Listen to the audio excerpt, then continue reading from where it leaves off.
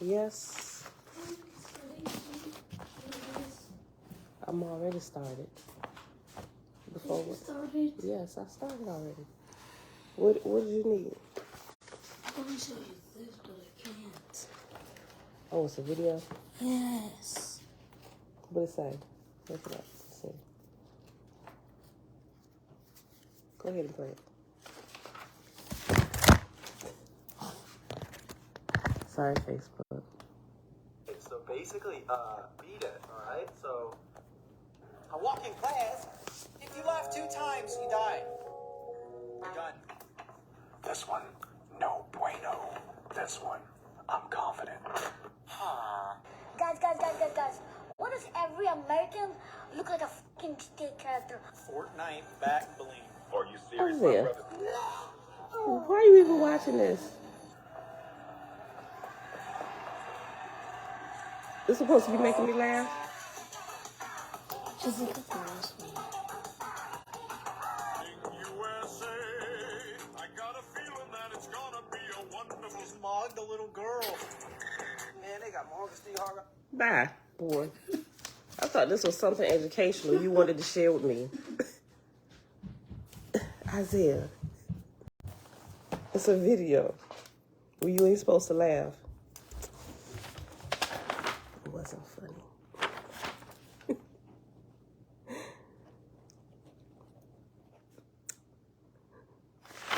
I lost my train of, I lose my train of thought.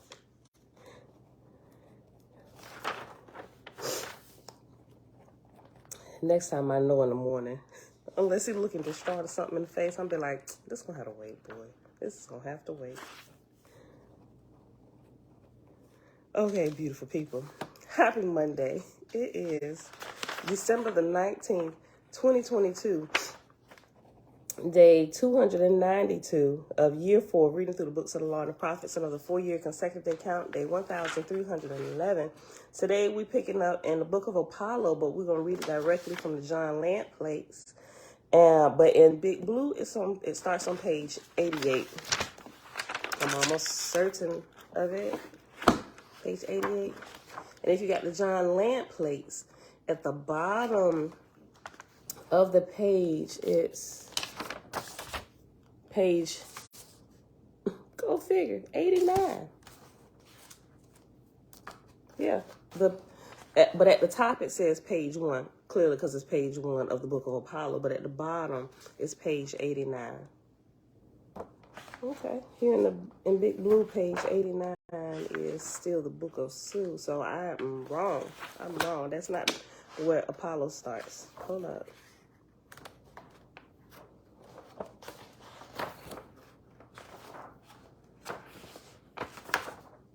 Apollo starts on 95.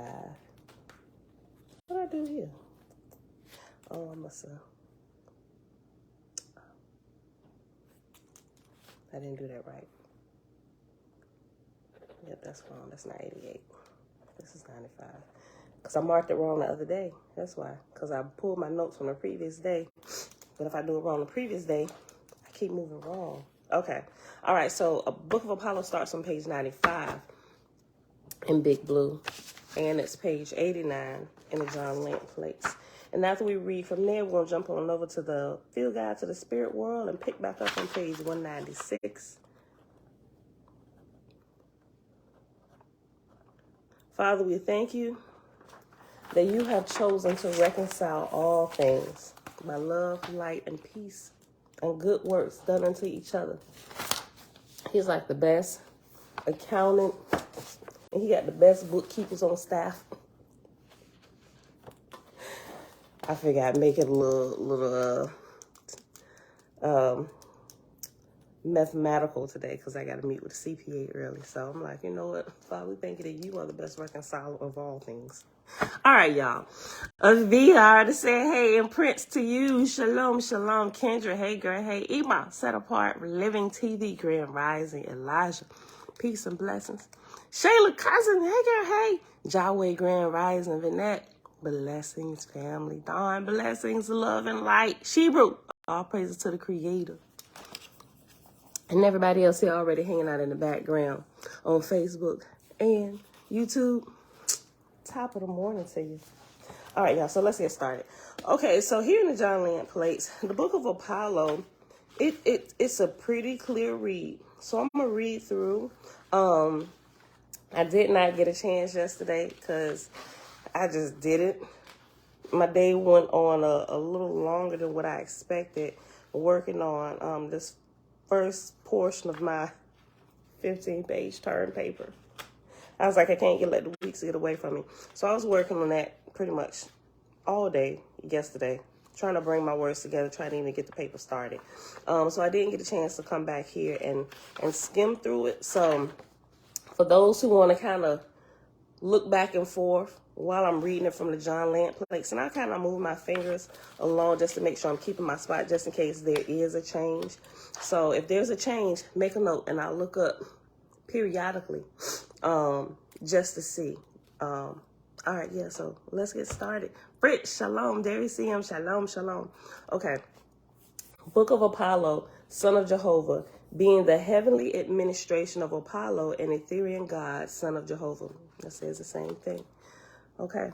Apollo, son of Je, right? So remember I mentioned the other day that it seems like Je is shortened for Jehovah because it has now, I can see clearly here, I couldn't really see it in some of the other portions that I read, but there's a period after Je, J-E-H, like it is shortened from Jehovah.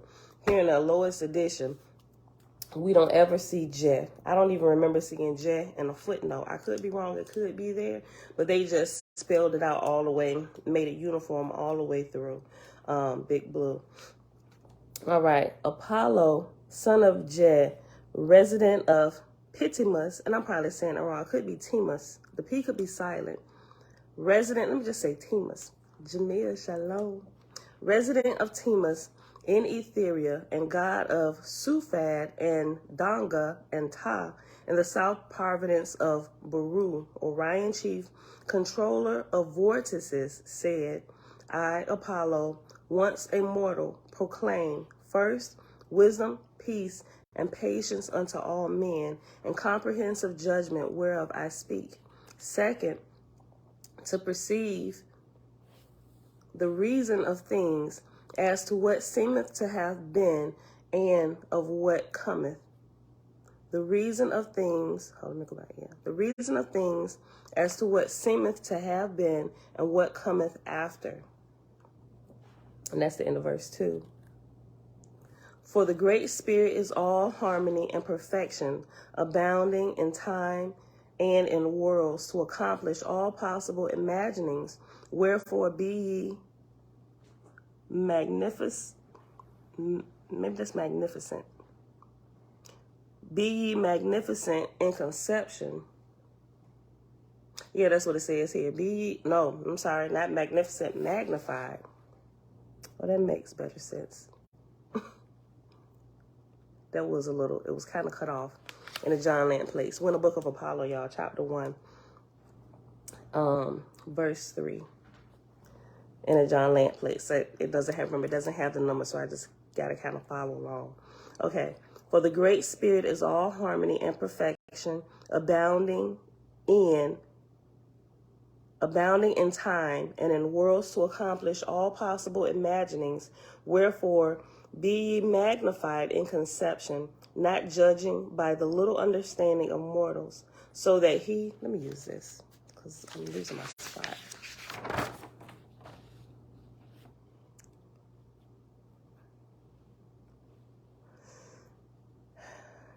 Okay, let me just go back to the beginning, verse 3.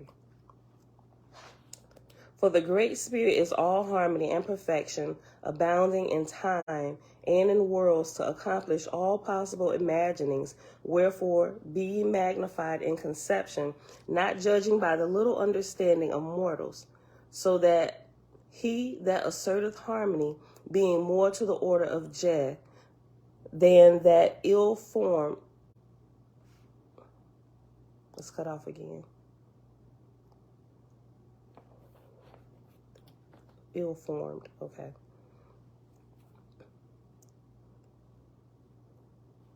So that he asserteth harmony, being more to the order of Je than that ill-formed and out of time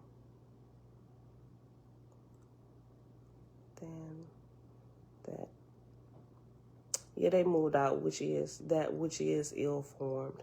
Okay, not a big change.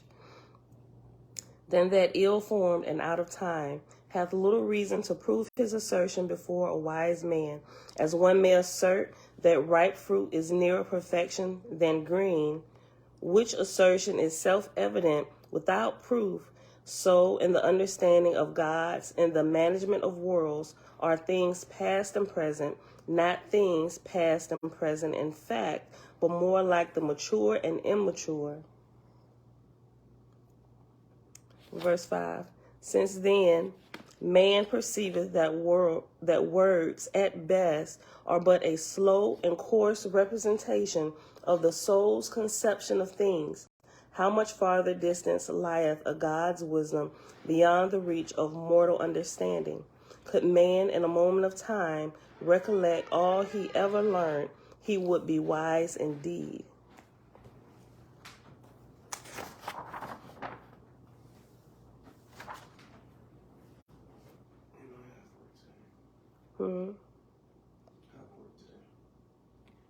Yes, I believe so. Wert thou, wert thou in tune with thyself, such would be thy wisdom, to advance in such direction whereby man becometh attuned first with himself, then with his immediate surroundings, then with the magnitude of worlds, then with Jehovah, so that he moveth, acteth, and comprehended harmoniously, is to become one with the Father, which condition awaiteth all men, and is called in the high heavens nirvana, because to him that hath attained it, things past and things to come are as an open book. Yeah, I remember reading that. We in verse 6. He can look back at his own beginning in the world and even beyond, and whithersoever he directeth his eye, he can see and hear, even as if the matter were now. Bronze Jug, shalom. Animalistic nature, shalom, shalom. Divine blessing, Cosmic Cow. What's up, brother? Marvel not. Okay, this is verse 7, Book of Apollo. I'm reading directly from John Lant Plates. Marvel not, O man, that the gods reveal the words and signs of things long since perished corporally. The proofs he could give, thou couldst not understand. The proofs he could give, thou couldst not understand.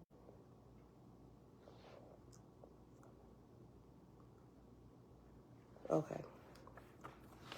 Marvel not, O man, that the gods reveal the words and signs of things long since perished corporally.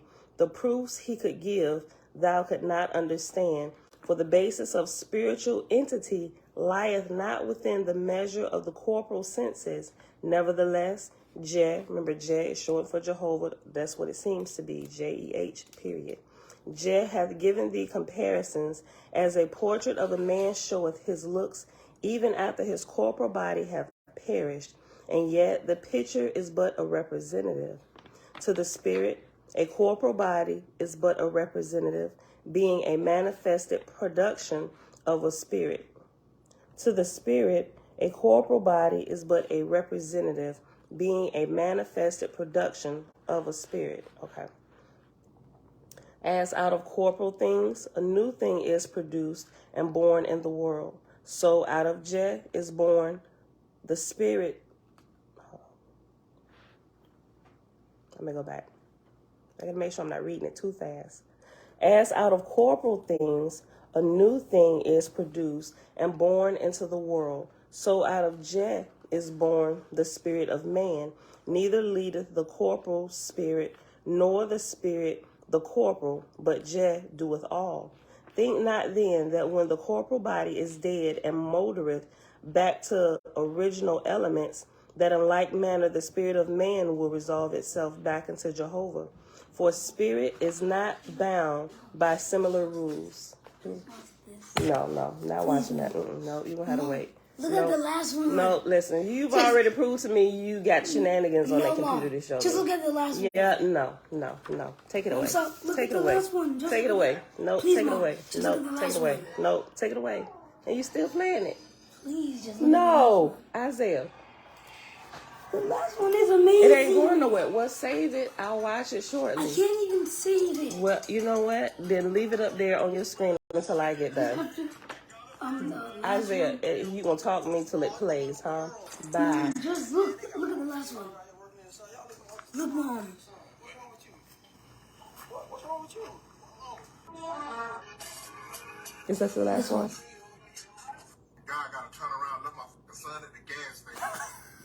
Why do you keep walking these? Why are you getting so many people?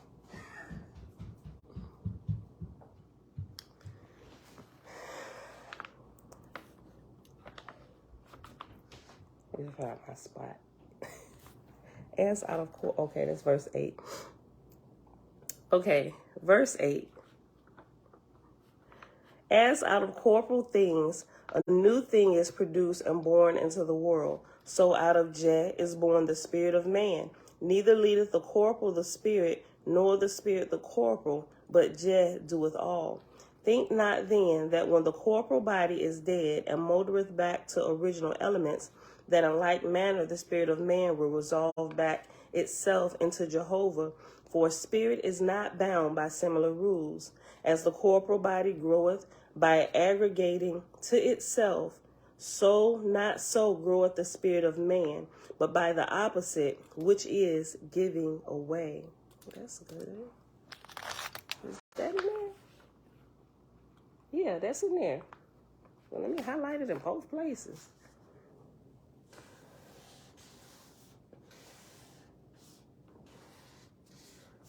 Okay. All right, so verse 9. Remember, O man, the more thou puttest forth thy soul to give light and wisdom to others, the more thou receivest, wherein thou shalt comprehend in the reason of things everlasting life to the spirit of man.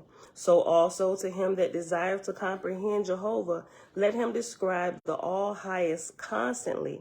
To him that desireth to comprehend the ethereal worlds, the homes of spirits long risen in nirvana, let him describe them. Fear not, O man, that thou shalt err. All the imagery thou can devise is surpassed millions of times in the magnitude of the Father's kingdoms. Till thou canst shoot an arrow without striking the air, fear not for thy weak thoughts. For thy weak thoughts.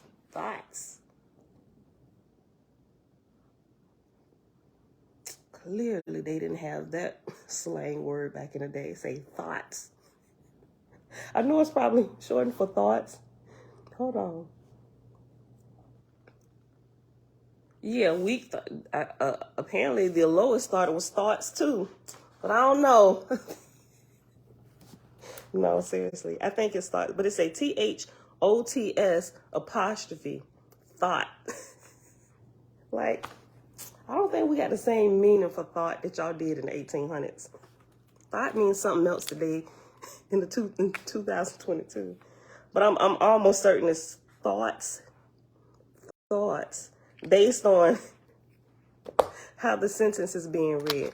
From the John Lant plates, we still on the first page. If you're reading this with me from the John Lant plates, page 89 down at the bottom, the last sentence right before you see chapter 2. But if you're in Big Blue, it's page 96 at the top, and we're in verse 9. Okay. Till thou canst shoot an arrow without striking the air, fear not for thy weak thoughts, shooting amiss in Jez's world. Thoughts. That's got to be in the title today. It's going to be weak thoughts. Hold on, let me write down so I don't forget. So I got to be out of here early. Hold on. Weak thoughts.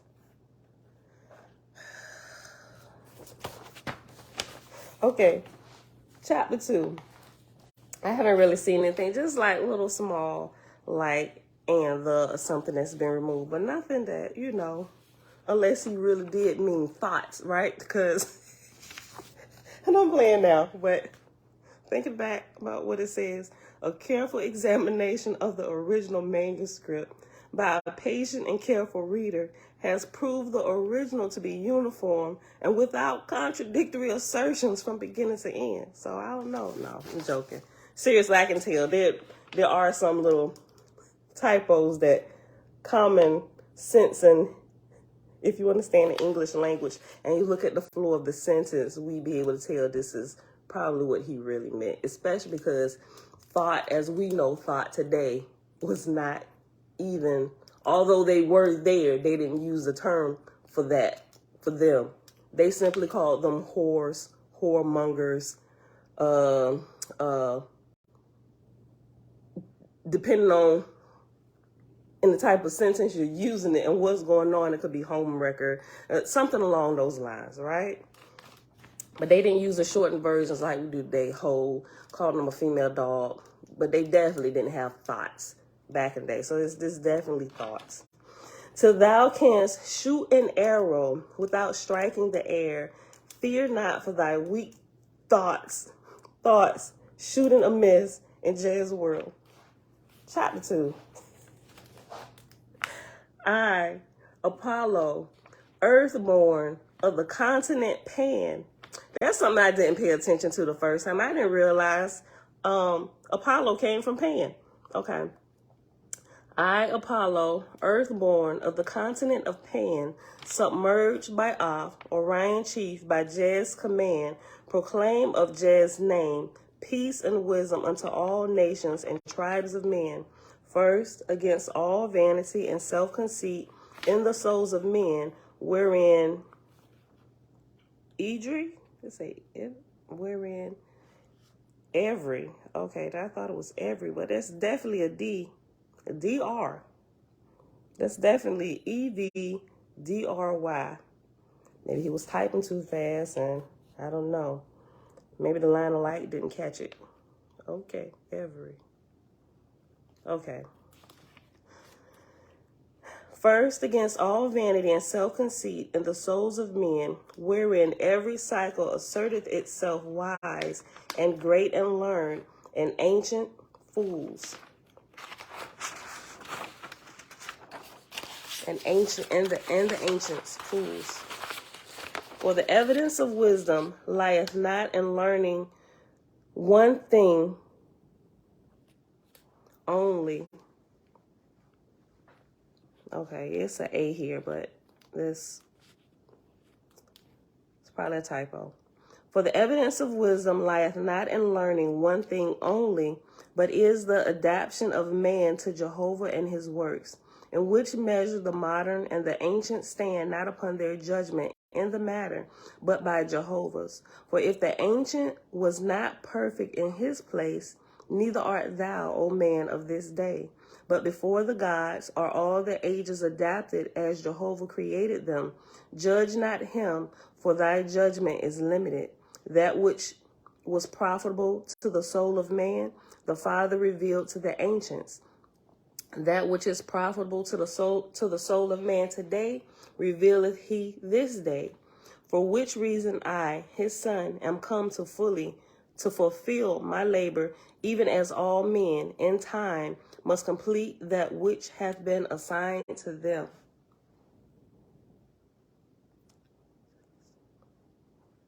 Assigned to them. Okay. And we at verse 5 now. That's good. So everybody got something to fulfill. While we learning here, we're growing. While you're here, you get some type of task or assignment that you have to fulfill, right? First starting off, everybody kind of like on the same playing field. You're trying to work your way around. Just like going through school. Everybody go through general school together. Elementary, whether you be in homeschool, the public school, private school, whatever, right? Everybody kind of go through those first few years of basic education. As you get a little bit older, some choose not to, but some choose to go on and go to college. And there's a big group that goes to college. But then, and you kind of get a feel for what you think you might want to do, right? You may change your major a few times, and some people may not. They may stick with it all the way through.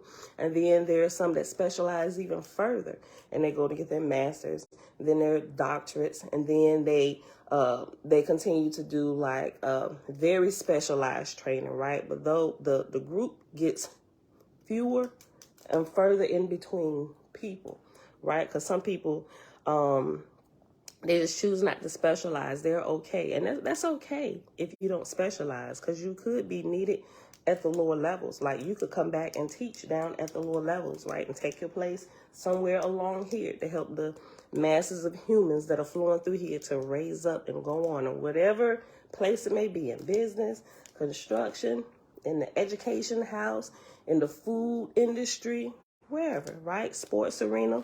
Everybody takes their place somewhere. Even if it's just at home, raising up children who will one day change the world. And that is one of the most important, amazing jobs, because you are responsible for the product that's being put out here in the world. Every mother and father, but even more so, parents who homeschool, because that's a direct education that's literally going to transform the world in a different way, right? Okay. At least that's the hopes. Okay. Verse 5.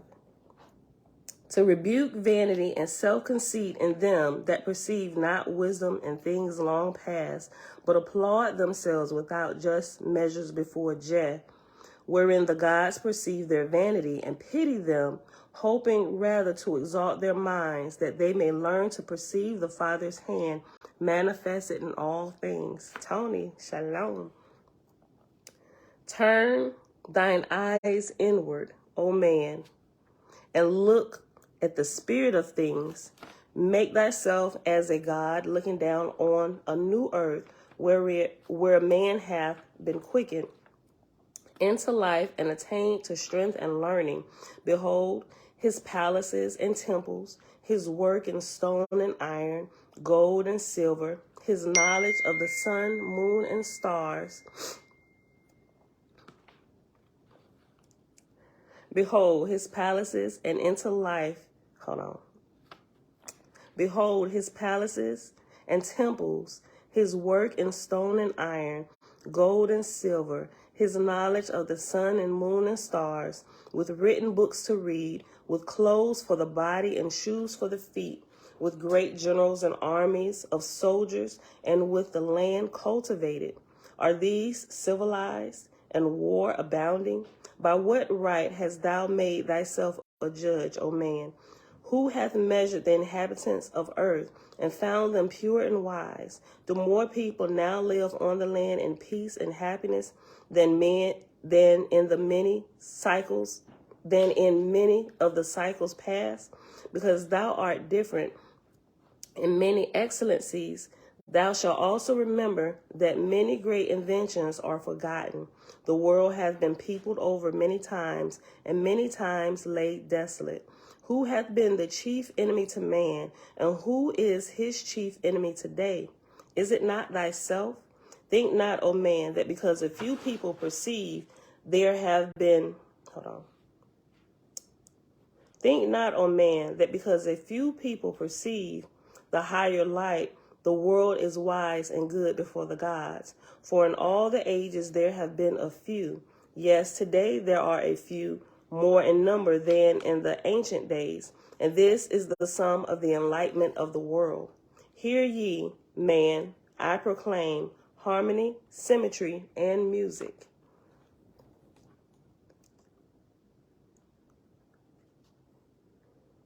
Verse 9, okay.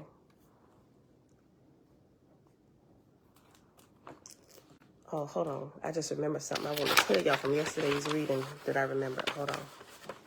It's about the degrees.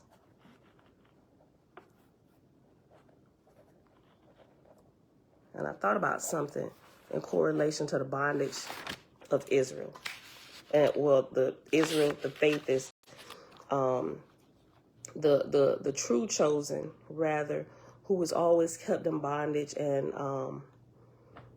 we'll talk about it in a second. I didn't even get a chance to finish looking into it, but while I was just thinking about it, it just kind of clicked a little bit. Okay. Verse 9. Hear ye, man, I proclaim harmony, symmetry, and music. I am of the days of the fountain of these talents descending to mortals. I am of the days of the fountain of these talents descending to mortals. Okay, harmony, symmetry, and music. I was as a shapely stone in Jehovah's edifice, and by hard toil a fashioner of the flesh mold of men and women. As the ear of one man heareth music, and he crieth out with delight, a tune, and as the ear of another man heareth music, and he cannot discern, and he crieth out, a noise, a hideous noise. Wherefore then shall ye not judge them and say, the one hath an ear for music, and the other not? The one is one with the music, the other being discordant himself, declareth there is no tune, but only noise. To which will ye give preference in judgment as to music? Who hath not beholding Jehovah, the all-person? Who is it that crieth out, I behold him not? No harmony, no symmetry, no music, no complete whole. And to which will ye give preference in judgment? Is not the judgment of the perceiver higher than he who perceiveth not? This I declare, there are many who perceive the all-person, and many who deny him. If then the lack of an ear for music maketh a man dumb to a tune, is not the lack of spiritual harmony? Is it not the lack of spiritual harmony that hold on, it's two that's.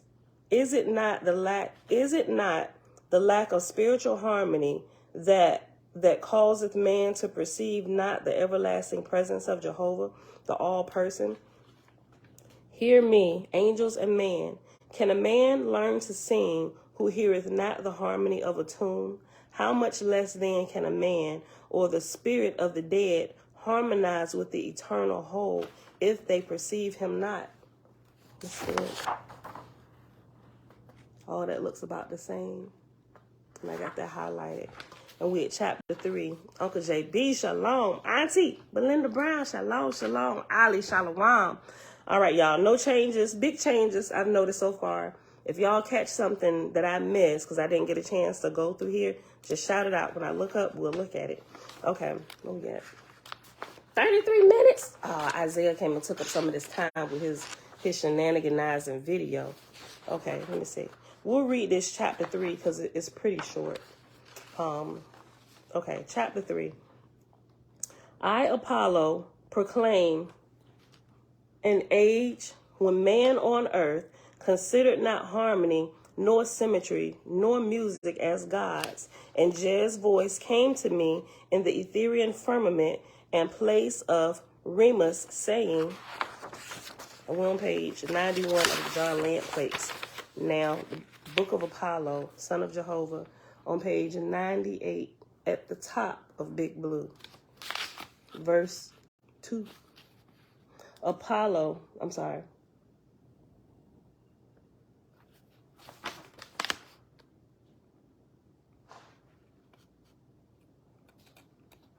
Wait. What?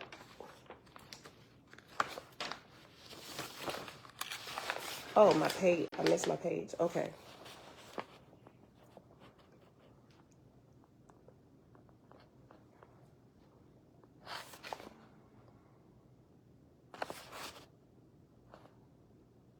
Oh, that's what screwed me up. They got it in verse 2. Hold on. They got it as verse 2 in Big Blue, but this is all of verse 1 and verse 2 is all of verse 1. It's all of verse 1. Apollo. Let's see. Okay. Let me just read it over. Let me read it over. Tabitha, shalom, shalom. I'm going to read it over. Okay. Chapter 3. I, Apollo, proclaim an age when man on earth considered not harmony, nor symmetry, nor music as gods. And Jez's voice came to me in the ethereal firmament in the place of Remus, saying, Apollo, my son, God of Suga, Donga, and Ta, behold the red star, the earth. She cometh through thy dominions. Go to her with thy hosts, sufficient number, and give her a new god, and call his name Apollo. Behold, neither men nor angels on the red star comprehend the harmony of my works, and because of their own inharmony they deny me, being blind to my person. Go thou, my son, and make them idolaters of harmony, symmetry, and music for a long season, that they may become organically attuned from the time of their birth upward. That's good. All of that was verse 4. Okay. So here's where they start introducing idols, right? But it was for a purpose. Till they get tuned to the Creator from the womb, right? Because they pretty dumb down there right now, right? They said it's going to take a long while. Give them idols. Teach them about music, symmetry, and harmony until they're organically coming out, understanding it from the womb, right? Think about the fact, Shebrew posted a video. I think it was Shebrew that posted a video yesterday with babies dancing. They come into the world different now, right? Some of these babies now, they come in 2 days old. They scrolling on the iPhone and figuring out what all these buttons mean. While you sitting there, I'm checking emails. They opening up apps. They redesigning it with a touch of a couple buttons. I'm like, wait, what you just do? How you do this? Show me how to do that. Right? They coming out from the womb way more advanced than they used to. Right? Coming out with the rhythm. They dance. I'm like, oh, look at little Ray Ray. He got more rhythm than his daddy. Right? Look, seriously. Hold on. Read verse 4 again. Behold, neither men nor angels on the red star comprehend the harmony of my works, and because of their own inharmony they deny me, being blind to my person. Go thou, my son, and make them idolaters of harmony, symmetry, and music for a long season, that they may become organically attuned from the time of their birth upward. I, Apollo, called together 100 million Jez sons and daughters and told them what Jeh has said. They answered, we have examined the red star since the time of wine and perceived truly the time has come for thy labor. Did you sleep down here all night? Or you just came down here? All night. Too cold in your room? Oh, wait, he's still up there?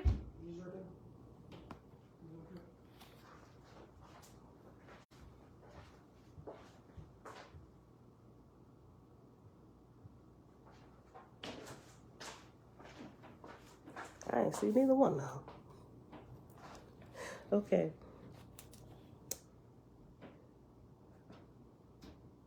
Let's see. Call together. Hold on. What verse?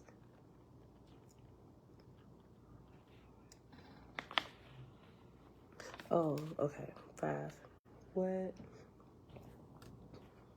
There is a small change. They interchanged thou with Jeh, the shortened version of Jehovah, in verse 5. Hold on. Wait a minute. And I called together. I, Apollo. Yeah, they adjusted the sentence a little bit. Okay. In the John Lant place, it says, in verse 5, I, Apollo, called together 100 million Jez sons and daughters and told them what Jeh had said. The Big Blue says, I said, I perceive thy wisdom, O Jehovah, and I called together 100 million of thy sons and daughters and told them what thou hast said. Not a big change. Okay. We'll keep going. I, Apollo, called together 100 million Jez sons and daughters and told them what Jeh had said. They answered, we have examined the red star since the time of wine and perceived truly the time hath come for thy labor, O Apollo. Thus saith Apollo, God of 3 Ethereal worlds. For this glorious world is cut off. I think it's world.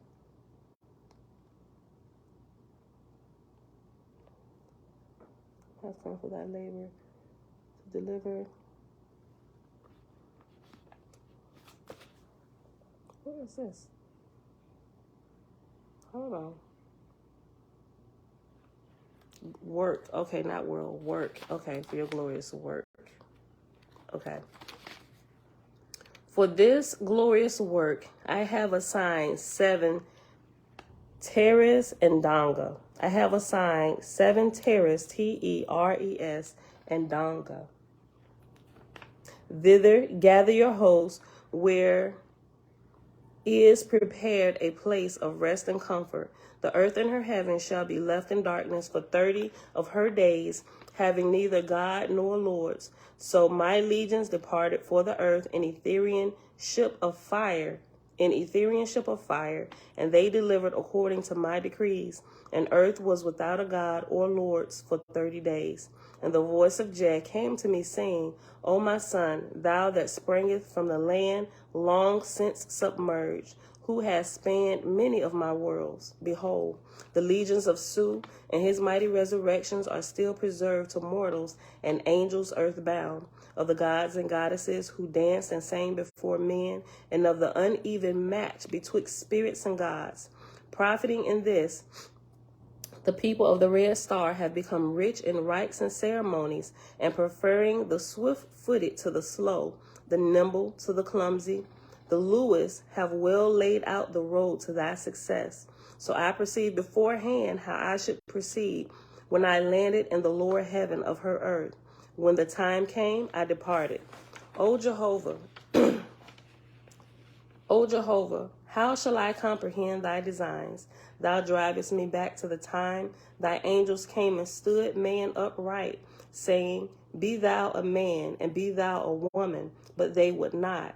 Again and again thy pitying hand stood them up, and thy voice came, saying, Talk, O man, come, thou shalt.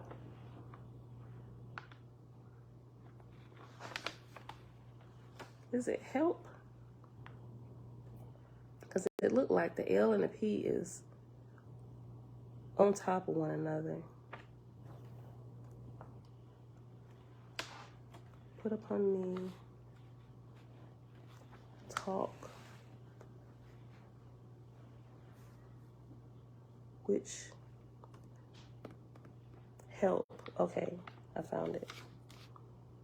Talk, O man, come, thou shalt help to perfect. Okay, yeah, this is the P and the L, or the L and the P in help is on top of one another. I just want to make sure that was help.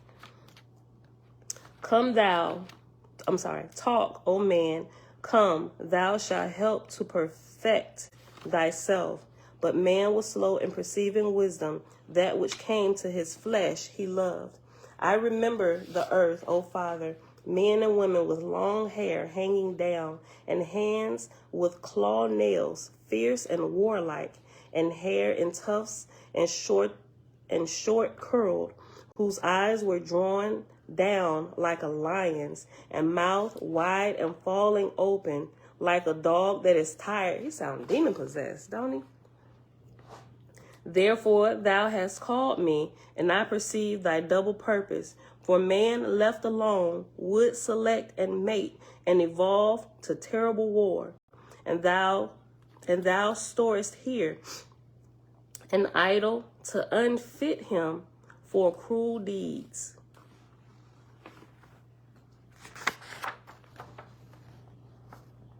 Unfit him for cruel deeds. Okay, that was in the verse 17.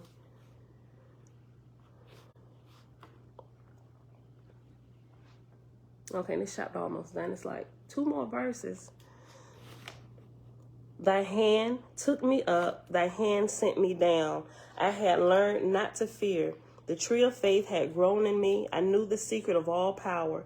As a mortal goeth into a dark cavern, where the air is damp and unacceptable to the nose, so came my host, O Jah, out of Etheria into the vortex of the earth, the dull atmosphere. Thy voice came to me, saying, Go around the earth with thy onya. With thy onya, stir up the atmospheres, they that know no higher heaven. Behold, they have mutinied against my God and Lord's, have rejected my preferred wisdom. Their delight is in war and the deeds of mortals. As men gather around to witness beast in battle, so gather these millions of spirits to witness kingdoms of mortals in war, fire, and plunder, and by their presence urge men to cruelty and cunning horrors. And that's the end of chapter 3. And we're going to pause right here because we're at 46 minutes. So, not much change here in these first few chapters of Apollo, right? The only thing that we need to be sure of is Thots. No, I'm just joking. Hold on. Let me get this. I'm going to have to use this one. Keep my spot in here. Okay. Right there. Okay, so, I mean, everything else, it seemed like it's flowing. Did y'all? I don't think anybody caught anything. I didn't see anybody point anything out. Miss Amazing Wonder, shalom, shalom. Peace, love, and light, sis. Okay, so that's it for that. But let me bring out a point. I didn't finish thinking it all the way through because it kind of just came to me. I don't know. I got to finish thinking it out fully and looking at stuff. Okay, so you know yesterday when we were talking about the degrees of the prophets and how after the first degree, only the prophets were privy to it. He's back to his normal stuff today, y'all. Everybody was worried about you. They said, hey, I was going to say a prayer for you. He said, thank you. Okay, what was it at? It was in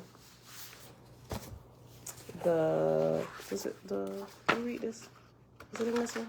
No, it was the what you call it? What I do with it? The Anubis jank. Did I take it upstairs? Hold on. It's sitting right here in my face. Okay. I was using it to guide myself on the page. Okay.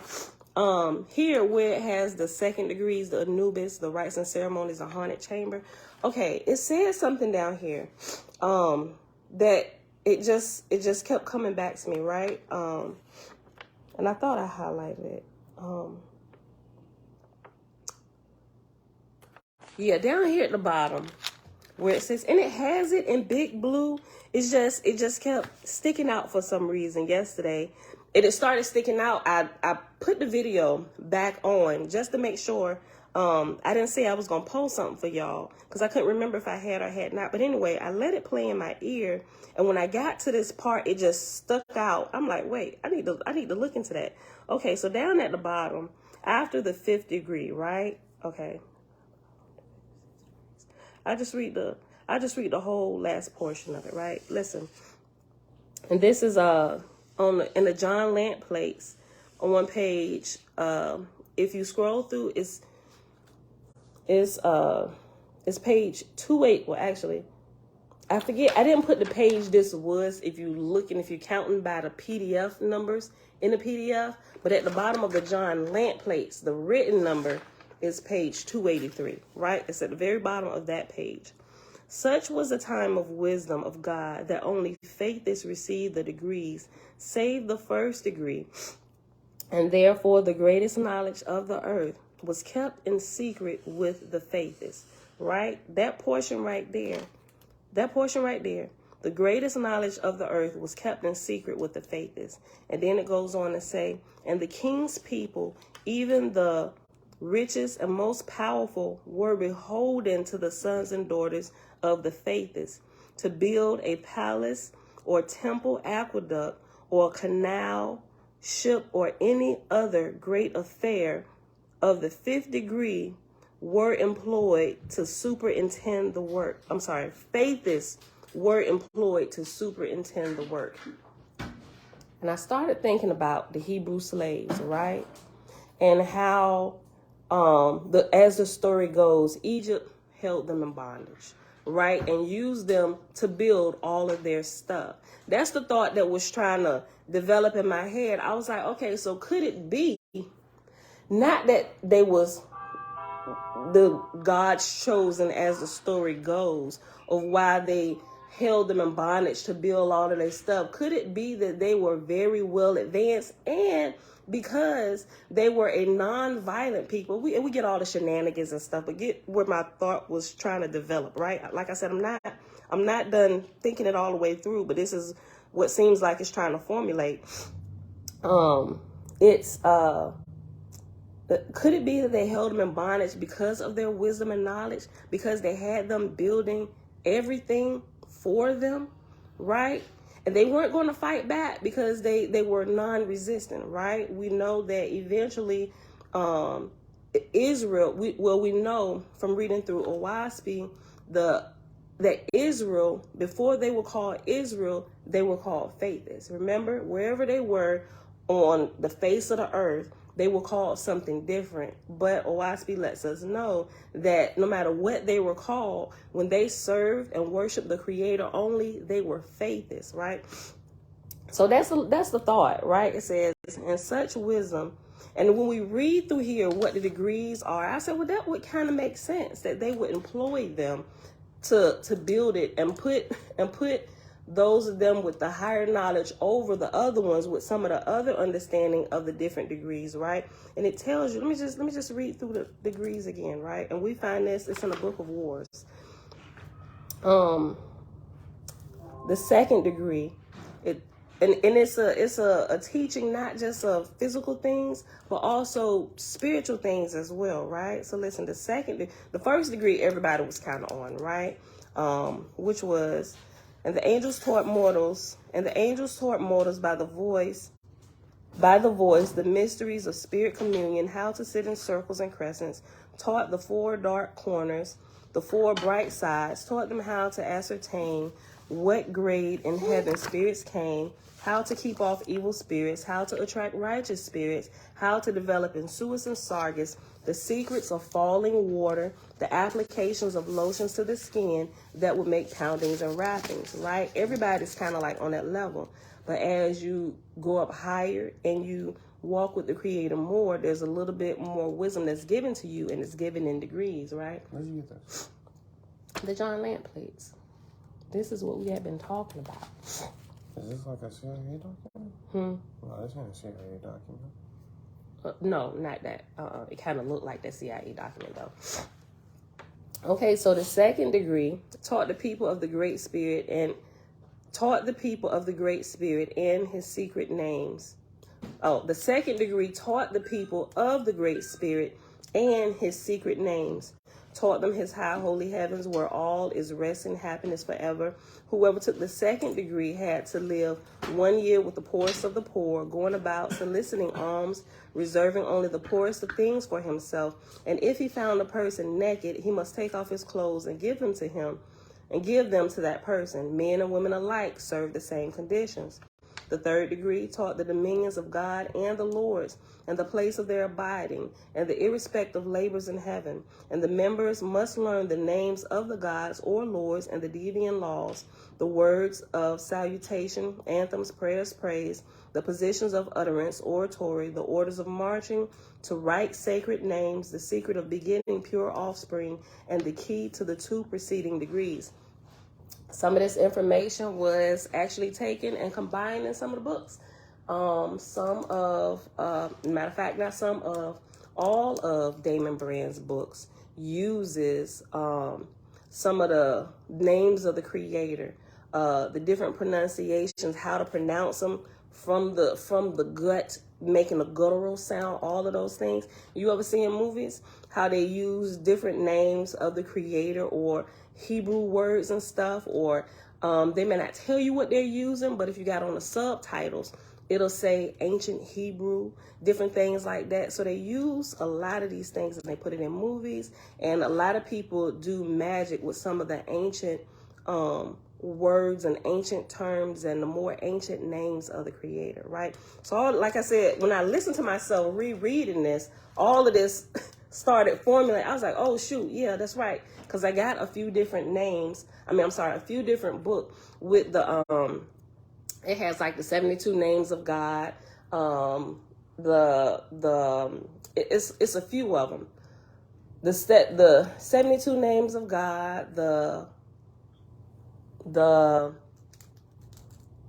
it's right down the tip of my tongue. Anyway, I got like 4 different books. Some of them have some of the same names. Some of them have some different ones. Some of the magic books that I got and I was researching into, I noticed that they use a lot of these names that some other authors had written about the names and given detail and how to actually pronounce them correctly, right? So I'm like, this is interesting. So over the years, information that belonged only to the faithists has been leaked out, so to speak, and more than just the faithists have it, right? Which is why they can practice some of this darker magic, because the names are powerful. Some of the words are powerful, right? But you're going to get different results based on how you're resonating as a spirit, right?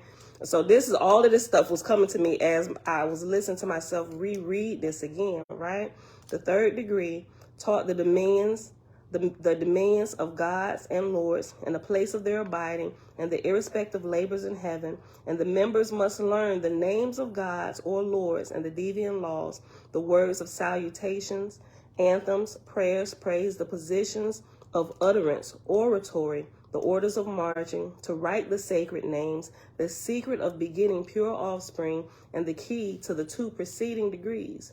The 4th degree taught the arrangement of the heavens, the places of the sun, stars, and moon, the places and grades of the unseen worlds, the localities of the lower and higher heavens, places and dominions of false lords and false gods, the place in Hada and of hells and knots, of familiar spirits and also of fetals, both of harmless and destructive vampires that live on mortals and in swine and cattle, that induce mortals to eat flesh food for that purpose, the key to the place of the North Star, the position of the Earth's vortex, the vortices that move the corporal worlds and hold them in place, and the rules for building temples and pyramids with their spirit chambers. Also, going back to the 3rd degree. While I was looking through some of those more ancient names of God and pronouncing them, there was one in there that when I was reading about the lost keys of Solomon and some of the demons he was using, there's a particular demon that King Solomon used to not only build the temple, but also figure out like the disturbances between married couples, right? And so according to the book, King Solomon would talk to the demon, he pretty much ran them down. Like, okay, who are you? What's your name? What you do? What's your purpose? What havoc do you create? Right? And after they told him what havoc the demon created, he said, and how do I stop you? Right? What do I need to do to keep you from creating havoc? And so the demon would tell him. But there's one particular one about creating chaos. And I forget the name of this particular, I got to go back and look in my book. But there is one particular demon, he said, well, in order to stop me, you have to take this word and write it out and post it in your home. And whenever that word, and it's like a simple word, right? I'm just like, this is crazy. But what is even more crazy, at this period of time, me and my husband was having a lot of arguments. And it seemed like stupid arguments to where we would like not be talking to each other for days. And I just couldn't get a hold on like, what in the world is popping off in this house? We like always arguing over the pettiest stuff. Right. And I just couldn't understand what was happening. I'm like, you know what? He always got something going on with him. I ain't for his mess today. I'm ignoring him because he always want to start an argument, and vice versa. Sometimes I would pick with him. Right. But it began to seem unnatural because it was like, first of all, we argue and bicker sometimes, but at this time it seemed to be like increased tremendously. And I really couldn't figure out because the money was good. Everything seemed to be falling in place. Like we weren't having any like major issues with anything. But it was just like this. It was like a spirit of strife was there. And so at this time, I was looking over this and reading about this. I'm like, well, I wonder if that'll work here in this house. I was like, Father, forgive me for taking advice from one of King Solomon's demons, but I'm going to just see, because I'm testing all things, right? So I took this word. It wasn't no crazy word. It's a combination of two words, right? And it was simply alpha beta, right? Alpha dash beta. And I'm like, this is dumb, but I'm going to do it anyway because I was sick of the arguing. So we had a whiteboard, and in every room, in like the small, I didn't even make it big for real, right? Because I just didn't know, like, alpha beta, what is this? Get this crap off the board, right? But he didn't mess with it. So I wrote alpha beta. I didn't write it tiny, but I wrote it big enough to where if you would walk past, you would see it. You know, you may inquire, you may not. Whatever, Pam, always writing on the board. Whatever. But I kid you not, it worked so good that the strife calmed down. I told my sister about it, and she did it. And I kid you not, it worked. I'm just like, you know what? I don't know what's behind this. And clearly, there must have been a spirit in here creating havoc in my home. I was like, but this worked. I was like, Father, I hope I ain't invited no demon up in here. I said, but according to this, what I learned from King Solomon, this is one of the things where the demon said you'd be able to thwart him. Right? Yeah, alpha beta. That was the word, alpha beta. So I wrote it on a little whiteboard that I had on the magnetic whiteboard on the refrigerator. I put it up there. We had one up in our room where we kind of like get a quick glance at our finances and what's going right up there at the top of that little calendar chart that we had posted in our room. I put alpha, beta. Down by the door, I just had like a little piece of paper. I put alpha, beta, and I just kind of rolled it up, and I put some tape on it, and I stuck it on the wall because it was ridiculous, right? And the whole time I was doing it, I was like, Father, I hope I ain't doing nothing witchcrafty. I said, but these arguments, I said, this is getting bad. I don't know what's going on, but I kid you not. And there was like this peace that flowed through my house. I'm like, yo, I don't know. Maybe alpha beta in English, by putting those words together in another language, it says something like one of the names of the creators. I don't know, but it worked. Is my sister here? My sister Alicia, you here? She can verify that. Hold on. It's interesting. Like, still to this day, I don't really understand. I don't know, but it worked, right? So I'm just saying.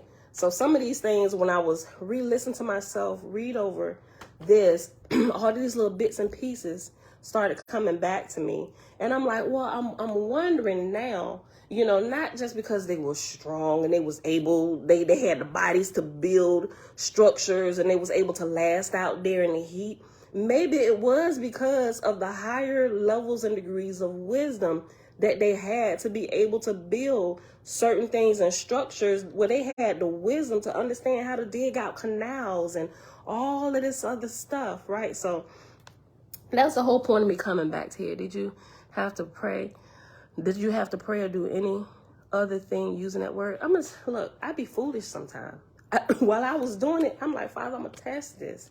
Like, because if it didn't work, all hell would have broke loose even more in my house, right? So I'm just like, okay, I'm going to just test this for a little bit. And I was kind of just like, oh, I put it up there. But if at any moment what I reasoned in my head, if at any moment, if things get a little bit worse, I'm going to erase all the alpha betas from everywhere I put them, right? But I was testing it. And I wanted to know if what I was reading here was garbage or not, right? I mean, it sounds plausible, right? We think about King Solomon. Oh, yeah, I want some of the wisdom King Solomon had, right? I prayed the prayer King Solomon prayed and stuff like, hey, don't give me no riches or nothing. Give me wisdom. And seriously, that's really been my cry. And then when I found out about King Solomon and he had that same prayer, I was like, oh, snap, right? And so, but yeah, I didn't pray any kind of prayer or anything. I'm just like, I saw it. I read it a few times. I'm like, I wonder if this will work because this is getting bad. Like, we shouldn't be doing this much argument over petty. And granted, we were younger, and younger couples have petty arguments, and you just pick with one another, but it was getting to a point to where it was getting really ridiculous. And I couldn't understand what was happening, so I didn't say any kind, like I said, I didn't say any type of prayer or anything. I just wrote it out on a couple pieces of paper, and I wrote it on the whiteboard, and that was it, right? And I'm like, Father, if this don't work, I'm gonna erase it, and I'm gonna burn the papers, right, that I wrote it on. But it worked.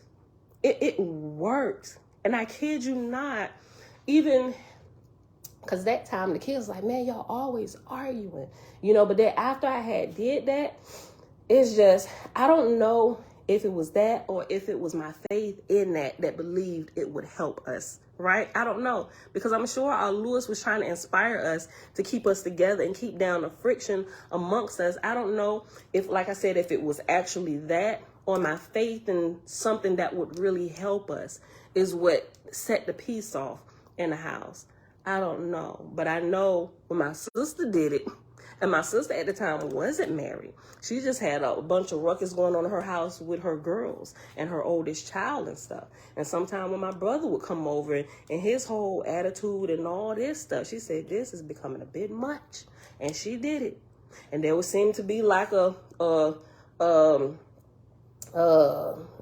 let she must not be here. She probably still at work, or she doing shift turnover or something like that. But she'll verify, because she tried it. She said, yo, this works, so. But yeah, I just put it there. I read it. I understood what it said as I was reading about it.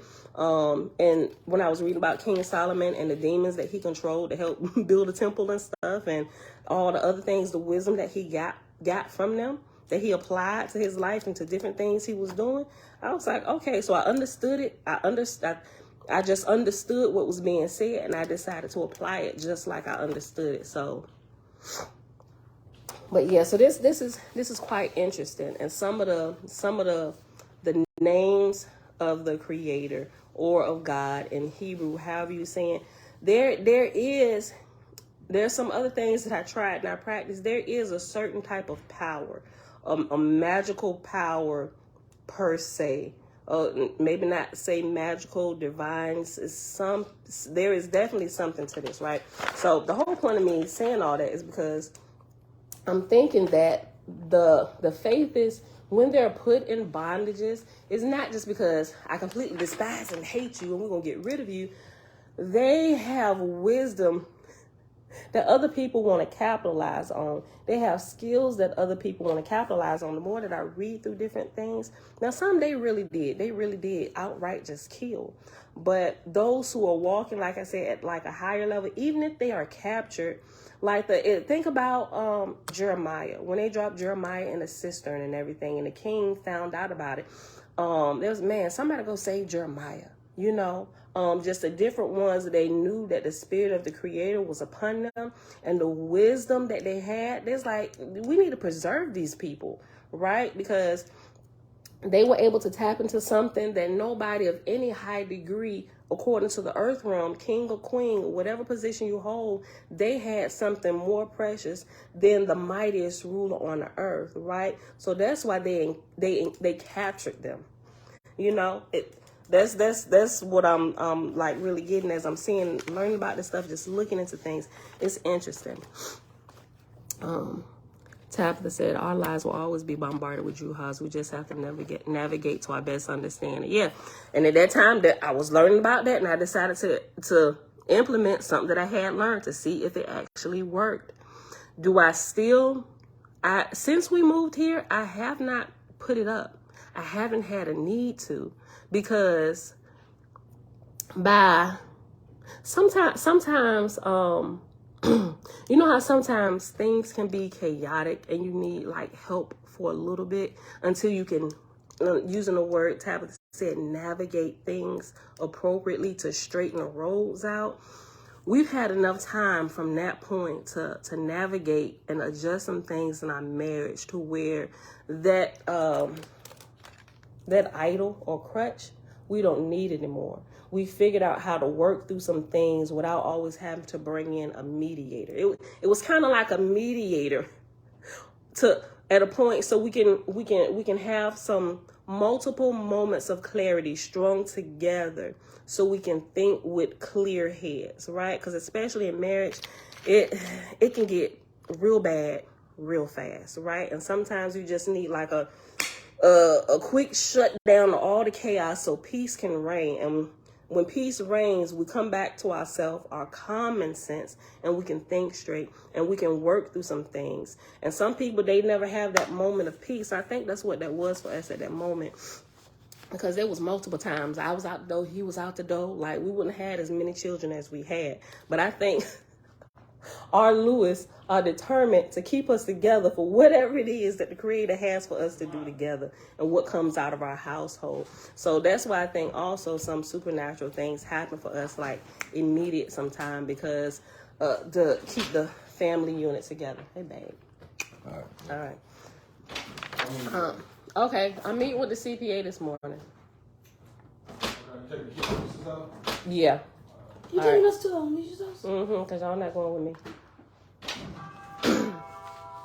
So, but yeah, like I said, like a quote from the Coburn Bible, quote, "Show me dedication and effort, that's all I ask." It's what stuck out when the Creator game be saying all his sons and daughters, right? That's good, Elijah. That's good. Okay, y'all. So, yeah, I wanted to bring that point up, right? And I'm sure we're not done with this. I'm definitely still looking into this.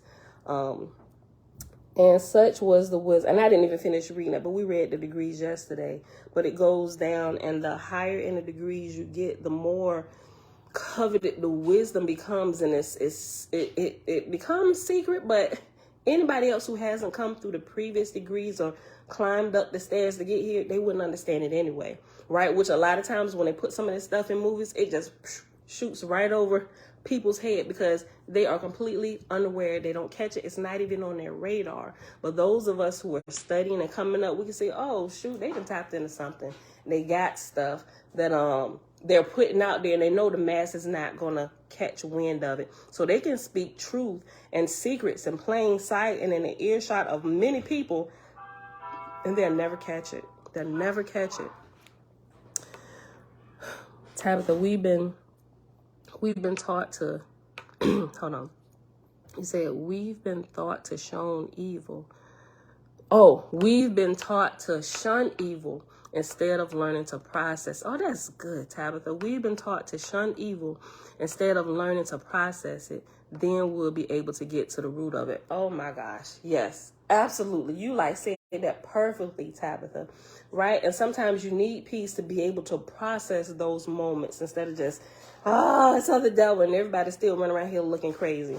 Yeah. That's what we're learning to do, right? And let's hop over to the field guide to the spirit world. This is definitely a great help because it helps us, like you just said, process the evil, process it, learn from it. How do we even get here, right? Yeah, so, all right, y'all, real quick. We'll probably read a page, no more than 2, because I got to get ready. Let's see. Page 96. Robin Shalom says, shalom, shalom. That's good, Tony. He said that's the purpose of shadow work. Yeah, if y'all don't know what shadow work is, that's I guess you can kind of say there's some people call it like a new age term or whatever if you into like the dark magic, but it's not really that. Doing shadow work is really working on yourself, doing self-reflection about yourself, not just the physical aspects, but the spiritual the spiritual aspects. You like checking in with yourself mentally, spiritually, asking yourself questions, trying to figure out the blockages you have, meditating, going back, getting to the root of things, being able to clear it up, walking yourself through the process of this. Sometimes people help other people walk through the shadow work. If you're patient enough with yourself and you got the time to do it, and you should make time to do it, it's definitely something you will benefit from. What you say, Tickler, hey girl, hey, shadow hunting of self. Yes, it's cleaning up your past shadows that follow you. Yep, going there, cleaning out the closet with yourself, with other people, everything. All that encompasses shadow work, right?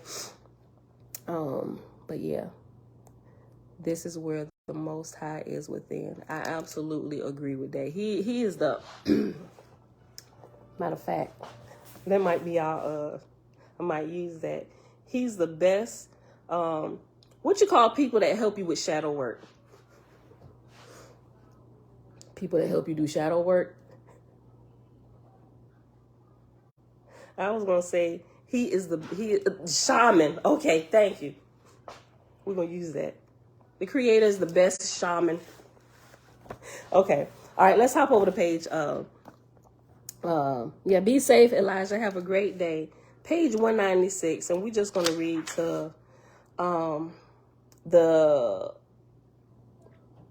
it's a lot, but we're gonna read to page like 198. We're gonna read 2 pages, like the middle page 198. Okay, page 196, and this kind of stopped in the middle of talking about different.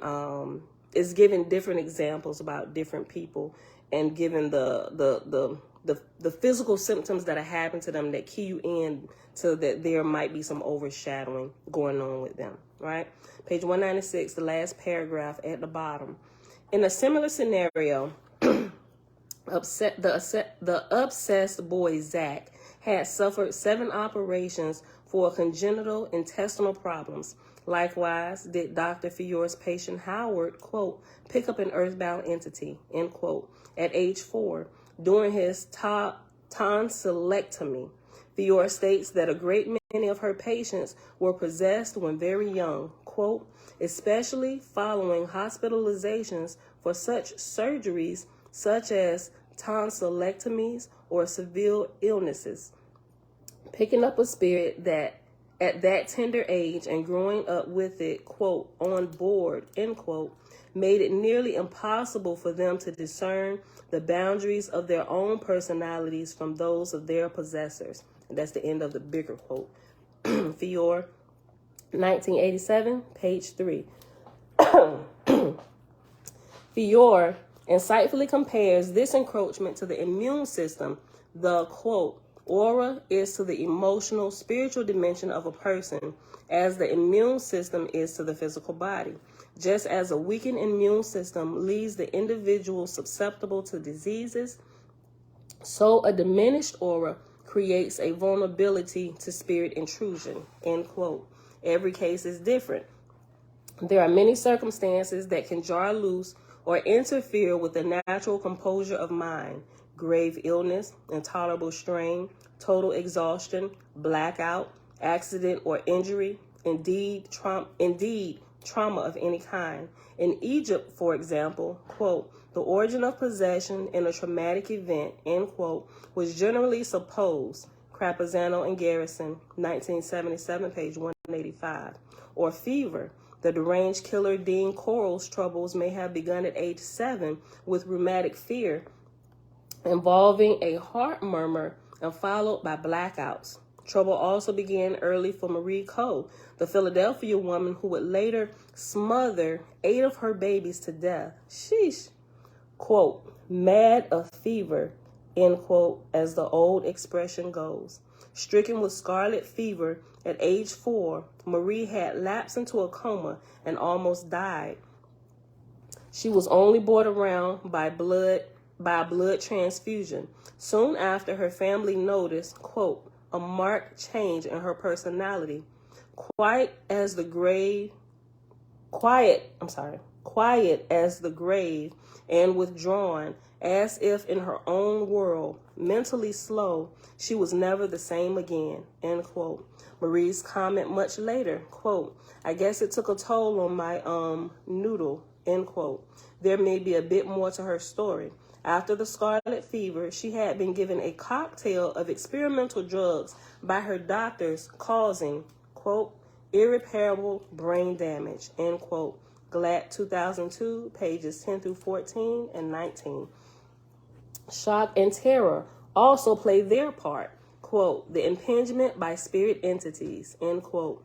Dr. Wicklund stated, quote, the encroachment is made possible by sudden shock, end quote. Wickland, 1974, page 20. It is second nature for our own spirit to withdraw from pain or horror. Every instance of the unhinged mind should be checked for early shock, trauma, abuse to find the original scene of flight. The victim, terrified and vulnerable, simply vacates the body like a house on fire, an automatic, not a planned or conscious response. Once you start looking for it, the incidents come in spades. For some, the sudden death of a near one is the trigger. One of Dr. Sagan's client housing an entity she called, quote, the ape, end quote. Remember when it came in, quote, it was when my father died. I was 13. My brother and my uncle picked me up from school, and the ape jumped inside of me, and the ape jumped inside of me in the panic that followed, end quote. Sagan, 1997, page 12. It might also be noted that the victim of untimely death may himself, quote, bulldoze his way into, quote, the nearest body, as Dr. Fiore discovered using a technique of hypnotic recall. Her patient Tony was regressed to the time he had witnessed a fatal accident in which the victim, a young girl, quote, joined him, end quote, as he comforted the dying girl. Tony told Fiore, quote, she doesn't want to leave me, end quote. In the same way, another spirit, quote, entered my Fiore's patient, a male nurse, while he was administering mouth-to-mouth resuscitation. Oh my God, you gonna die. I'm joking. But yo, who would have thought giving somebody mouth-to-mouth resuscitation will put you in danger of being demon possessed, bruh. Whew. Listen, in the same way, another spirit, quote, entered my Fiore's patient, a male nurse, while he was administering mouth-to-mouth resuscitation, as the body's spirit died from a drug overdose, end quote. Fiore, 1987, page 50 and page 114. In a similar scenario, a terribly disturbed girl, satanic victim named JD, seemed to be inhabited by Tashi, another satanic victim who had died. JD explained, when Tashi died, her ghost got inside of me, end quote. Sheesh. Hayden, 1991, page 262. Alicia, yeah, what? Ambu bag. What? What you say? Did you hear me earlier when I was talking about alpha beta? First of all, what you talking about Ambu bag?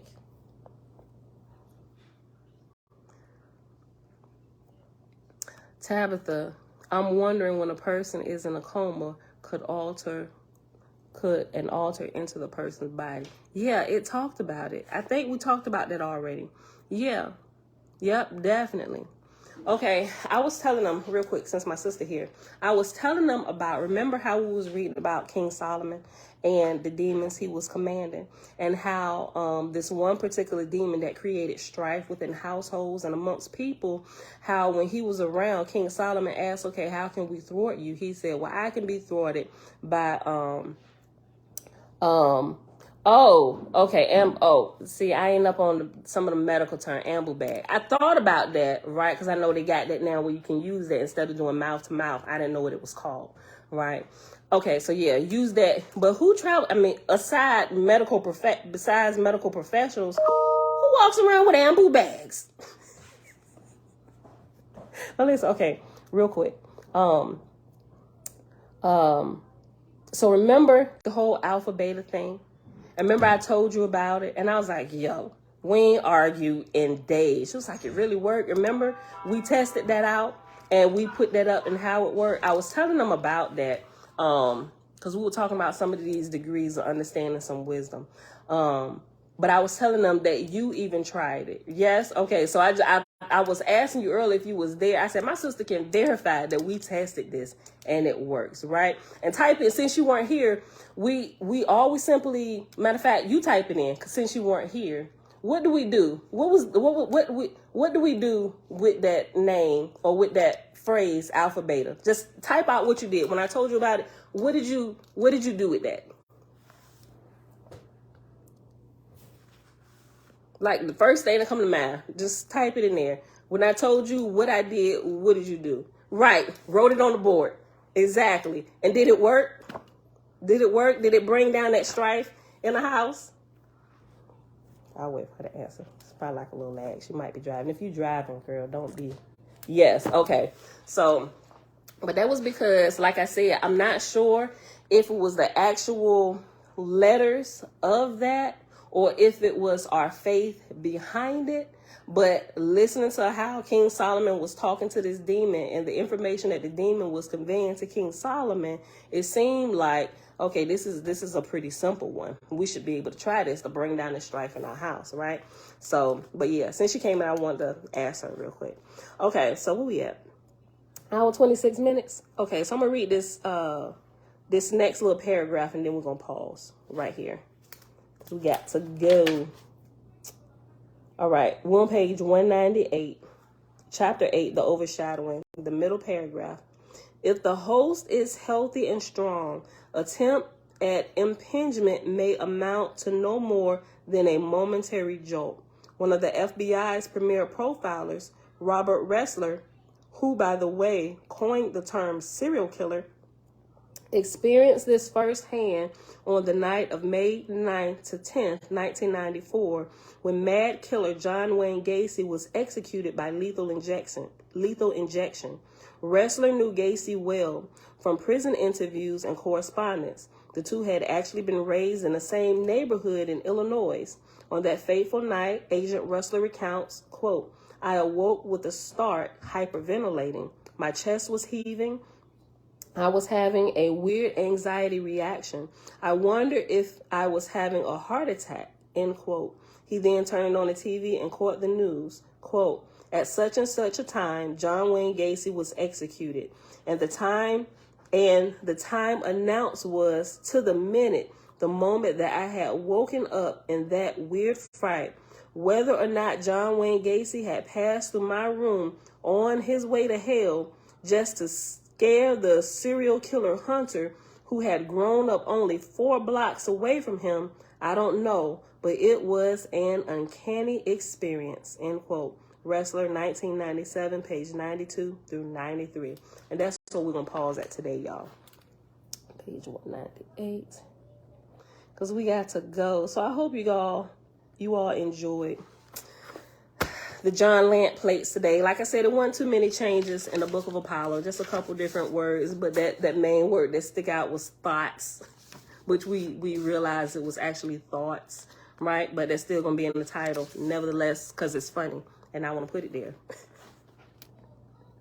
So I like using, some people may call it clickbait, but it's not clickbait because if you watch our whole entire video all the way through, whatever is in the title, we always talk about it somewhere throughout the video. Now, what you thought we was going to talk about, whether we talked about it in that fashion or not, you know what, that's on you and what your expectations are, right? But if you've been here long enough, you always know it's some kind of slant to my titles, right? It's going to be something crazy or some mispronounced word or something like that.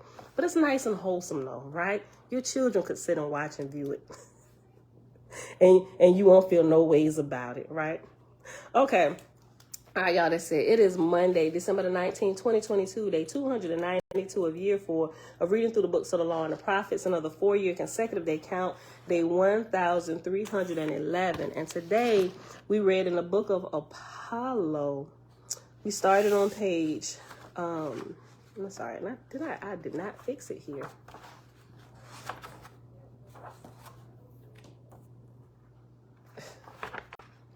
We started on page 95 in big blue, right? 95, if you were following in big blue, 95 all the way to the end of chapter 3, which was on page 98, right? But if you were in a John Lant plates, it is at the bottom of the page. You will see page 89, and we read all the way to the bottom of page 91, and those are the written numbers of it. I'm not sure if you scroll it, but it's probably, if you scroll, I think it's around about page 122 for Apollo. That's what I didn't write up here, but you'll see the written number. If you scroll and just looking at the bottom numbers in the document, it's page 89. That's where it begins. Put it here to 91. And then we hopped over here to the field guide to the spirit world, and we picked up on page 196, reading a little bit more of chapter 8 of the overshadowing, and we ended on page 198. That's going to be it. I got to be out of here. Father, we thank you that you are the greatest shaman, helping us to do that shadow work, right? That's what our life consists of. When we get adults and when we wake up, the first half of our awake life, awaken to the fact that we're spirits, is shadow work. Clean up all this crap